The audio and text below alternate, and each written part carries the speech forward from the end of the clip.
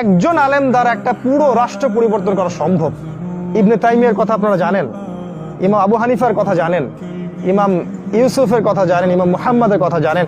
কত ইমাম চলে গেছেন, আমরা তো কিছুই না তাদের সামনে। নবীজি বলেছেন আকাশের চাঁদটা যত উজ্জ্বল অন্য তারার চাইতে, সাধারণ মানুষের উপরে আলেমদের মর্যাদা এতটা উজ্জ্বল। তবে সে আলেম হতে হবে হকপন্থী, সত্য প্রচারে কোনো ভয় পাবে না, হকটাকে হক বলবে, বাতিলটাকে বাতিল বলবে, এটাকে বলা হয় আলেম। এবং জানা অনুযায়ী আমল করবে। তো একটা ব্যক্তিত্ব দেখাই, ইমাম মালিক রাহিমাহুল্লাহর কথা বলছি বা শোনেন।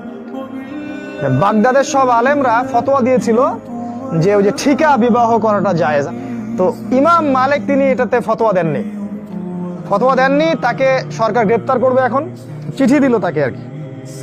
বাগদাদে এসে, মনে করেন প্রধানমন্ত্রী চিঠি দিচ্ছে, বাগদাদে আসো, এসে আমার সাথে দেখা করো। ইমাম মালিক ওই চিঠির উল্টা পৃষ্ঠায় আর একটা পৃষ্ঠাও খরচ করলেন না, ওই চিঠির উল্টা পৃষ্ঠায় কালি দিয়ে লিখলেন, জ্ঞানের কাছে আসতে হয়, জ্ঞান কারো কাছে যায় না। সুবহানাল্লাহ, ব্যক্তিত্ব দেখছেন, উনি যান নাই।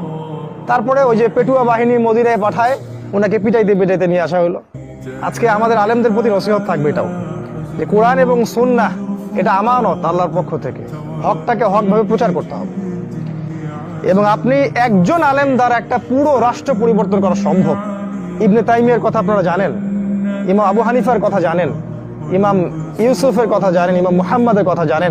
কত ইমাম চলে গেছেন, আমরা তো কিছুই না তাদের সামনে। তাই আলেমদেরকে শ্রদ্ধা করবেন।